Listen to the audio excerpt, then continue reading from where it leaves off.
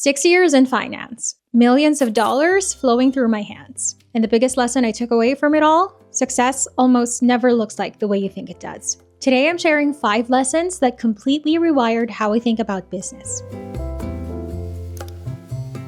The first lesson I learned is that revenue hides problems. When I worked at a bank, there was a restaurant in town that would regularly deposit hundreds of thousands of dollars into their account every month. By the end of the month, those deposits could add up to anywhere from $300,000 to $500,000, which felt like an unimaginable amount of money to me at the time. But something always puzzled me. Despite all that money coming in, their account balances were never nearly as high as I expected. I remember wondering, where is all the money going? It wasn't until later that I understood the answer. Revenue only tells a small part of the story. Just because a business brings in a lot of money doesn't mean it's keeping a lot of money. There are payroll expenses, rent, inventory, taxes, marketing costs, and 100 other things eating away at that revenue behind the scenes. I was reminded of this lesson years later when I started my own Amazon FBA business. On paper, it looked successful because it generated around $200,000 in revenue. But once I factored in inventory costs, shipping, Amazon fees, advertising, and all the other expenses that came with selling physical products, the profit was far less impressive than the revenue numbers suggested. That experience completely changed the way I evaluate businesses today. So if you're starting a business, don't get too caught up chasing revenue milestones or comparing your numbers to someone else's. Take the time to understand your expenses, your cash flow, and your profitability, because those numbers will tell you far more about the health of your business than revenue ever will. At the end of the day, a healthy business isn't defined by what comes in. It's defined by what stays.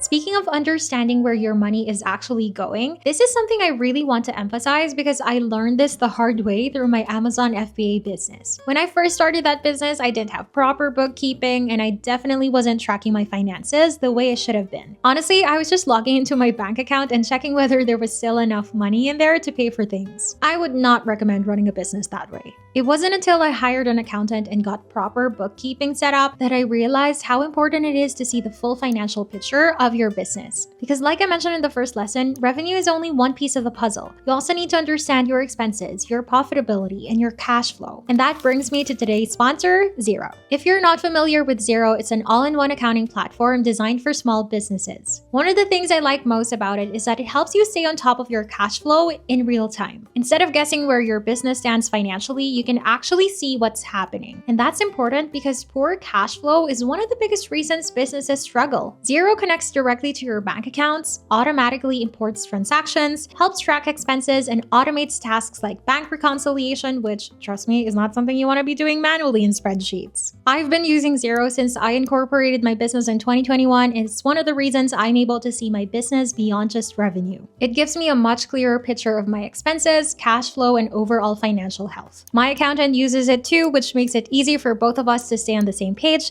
and have a clear picture of what's happening in the business. If there's one thing I wish I had invested in earlier, it would be proper bookkeeping. It took me way too long to realize that understanding your numbers is just as important as making sales. If you'd like to try Xero, as of the time of filming this video, they're currently offering my audience 90% off for 6 months through the link in the description below. Terms and conditions apply. And a big thank you to Xero for sponsoring this portion of today's video. Now let's get back to the lessons.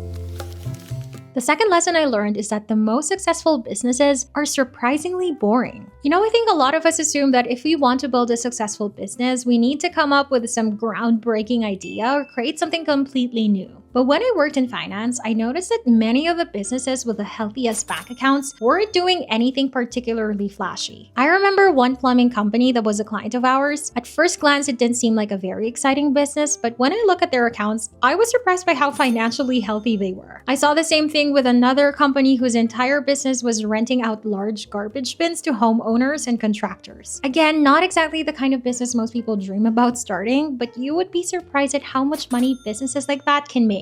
That's when I realized that the businesses making the most money aren't always the ones getting the most attention. More often than not, they're simply solving problems that people consistently have. If your plumbing breaks, you need a plumber. If you're renovating a house, you might need a garbage bin. These aren't exciting problems, but they're real problems that people are willing to pay to solve. I think that's an important lesson for anyone starting a business today. You don't need a revolutionary idea to build something successful. Sometimes the best business opportunities aren't the flashy ones everyone is talking about. They're the boring ones hiding in plain sight. The third lesson I learned is that wealthy people are often far less flashy than most people imagine. There was an older gentleman named Jim who used to come into the bank all the time. Every time he came in, he was wearing the same plaid flannel shirt, hiking pants, worn-out boots, and carrying this old bag that looked like it had been through hundreds of adventures. And if I'm being completely honest, if you passed Jim on the street, you would probably assume he was just an ordinary retired guy. But Jim was a multi-millionaire. And he didn't even have a smartphone. He was using one of those old phones with the keypad buttons. Before working in finance, I think I had this idea that wealthy people would be easy to spot. But after working with high net worth individuals and successful business owners, I realized that wasn't always true. In fact, some of the wealthiest people I met were the least interested in looking wealthy. I once saw a quote that said, "When someone buys a $300,000 car, all I know for sure is that they're $300,000 less rich than they were before." And while that's obviously an oversimplification, there's some truth to it. Just because someone looks wealthy doesn't necessarily mean they are. I think this lesson applies to business too. When I first started my entrepreneurial journey, I sometimes got caught up in thinking success had to look a certain way. Maybe it was having the fancy setup, the expensive equipment, or all the things that make you appear successful from the outside. But the longer I've been in business, the more I've realized that appearances don't pay the bills. Profitability does. Cash flow does. Building something sustainable does. The goal isn't to look successful. The goal is to actually be successful. And those are often two very different things. Another lesson I learned is that money doesn't fix a bad business. After leaving the bank, I started working for a trust company that handled private equity investments. In simple terms, people would invest money into private companies that weren't listed on the stock market, and we were the team behind the scenes processing those investments. Sometimes we would close investment offerings worth millions of dollars. I remember seeing companies raise $5 million, $10 million, and sometimes even more from investors. And at the time, I thought any business that could raise that kind of money must be set for life. I mean, if someone handed you $10 million to grow a business, how could you possibly fail? But over time, I learned that wasn't always the case. Some of the private companies would eventually struggle and some would shut down completely. It was one of the hardest parts of the job because investors would understandably be upset after losing their money, and we were often the one dealing with those difficult conversations. What that experience taught me is that raising money and building a successful business are two very different things. Capital can help a good business grow faster, but it can't fix a bad business model, poor decision-making, or a product that people don't actually want. I think this lesson applies whether you're running a company raising millions of dollars or you're starting a small business from your kitchen table. A lot of people think if only I had more money, then my business would succeed. But some of the most successful businesses start with very little, while some heavily funded businesses still fail. Money helps, but it is not what will determine whether your business succeeds.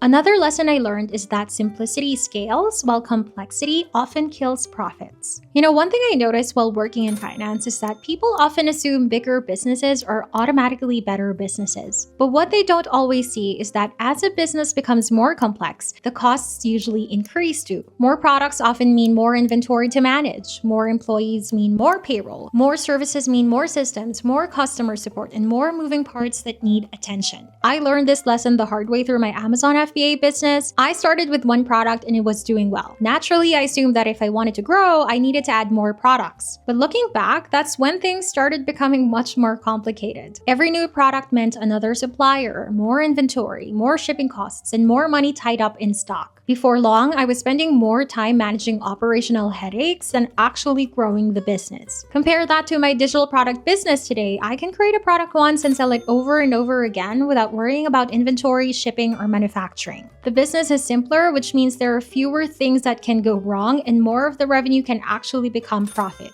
Now, that's not to say every business should be simple, but I do think many entrepreneurs underestimate the hidden cost of complexity. Sometimes adding another product, another service, or another system doesn't make your business better. Sometimes it just makes it harder to run. I've learned that some of the best businesses aren't necessarily the biggest. They're the ones that can grow without becoming unnecessarily complicated. And those are 5 lessons I still carry with me today. If you have one lesson that's changed the way you think about business, I'd love to hear it in the comments below. And if you're a business owner looking for a better way to stay on top of your finances, don't forget to check out the special zero offer in the description. As of the time of filming, you can get 90% off for 6 months. Thank you so much for hanging out with me today. If you haven't subscribed yet, please do. It really helps my channel. And I'll see you in the next video. Bye!